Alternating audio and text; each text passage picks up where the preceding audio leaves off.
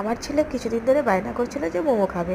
So আমি finally ভাবলাম যে মুম্বাইতে মোমো মানে 5টা মোমোই 100 টাকা বা 180 130। তো আমার ওই 5টা মোমো খেতে প্রথম কথা পোষায়ই না, তার ওপর এত দাম।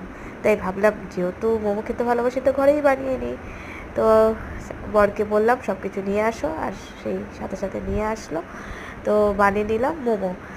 তো আমার ছেলে তো বেজায় খুব খুশি। সে তো আমাকে মোমো বানানো দেখেই লাফাতে শুরু করছে, কিন্তু একটু ডিফিকাল্ট। ডিফিকাল্ট না, খুব সোজাই বানানো, কিন্তু প্রচুরটা টাইম লাগে।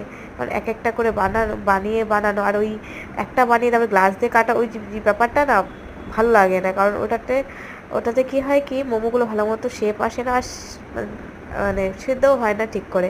তো আমি দেখো এইভাবে বানিয়ে নিয়েছি। আর এই দেখো চাটনি, টমেটো সেদ্ধ করে, ধনেপাতা, লঙ্কা, কাজু একটু দিয়ে এভাবে আমি কড়াইয়ের মধ্যে মোমোর এগুলো প্যানের মধ্যে বসিয়ে বানিয়ে নিয়েছি। Tata bye bye. কেমন হচ্ছে জানিও। এই দেখো আমার ছেলে।